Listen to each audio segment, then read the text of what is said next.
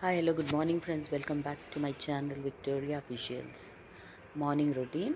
ఈరోజు మార్నింగ్ లేవగానే ముందు ముగ్గు వేసుకొని ఈరోజు మా ఇంట్లో మెంతం కూర పప్పు, టమాటో వంకాయ కర్రీ అండ్ రైస్. సింపుల్. ముందు పప్పు ఉడికించుకున్నాను. ఎర్ర మిర్చి వేసి పసుపు వేసి ఉడికించుకున్నాను పప్పు.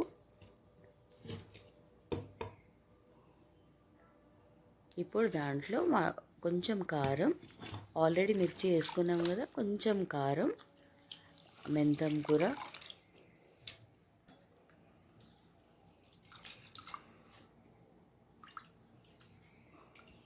ఆల్రెడీ వాటర్లో కట్ చేసి పెట్టుకున్న మెంతం కూర,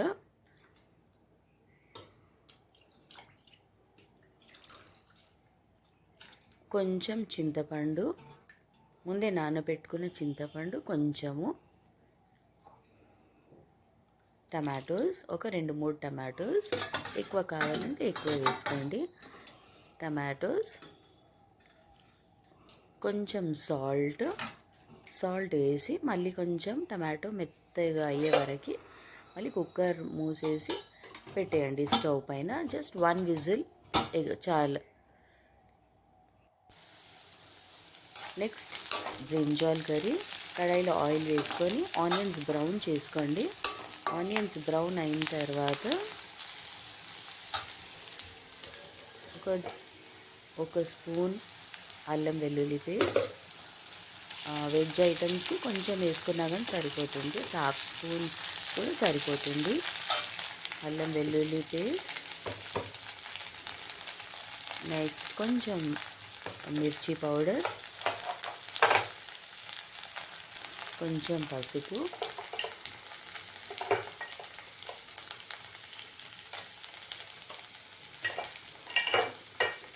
కొంచెం 1 స్పూన్ ధనియాల పొడి,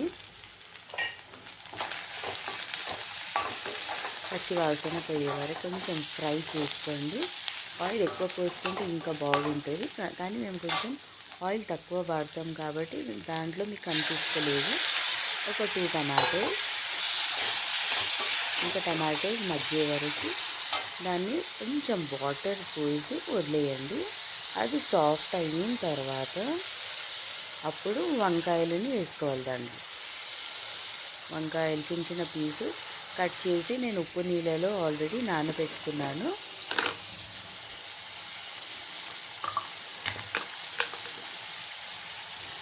చాలా సింపుల్ ఐటమ్ అండి, పప్పుతో చాలా బాగుంటుంది.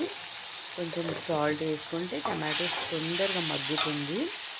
ఇంకొంచెం వాటర్ పోసుకొని అది ఇట్లా చిక్కగా గ్రేవీ అయిన తర్వాత వంకాయలని వేసుకొని ఇంకా మళ్ళీ వాటర్ కొంచెం పోసుకొని మీ సిమ్లో పెట్టేయండి.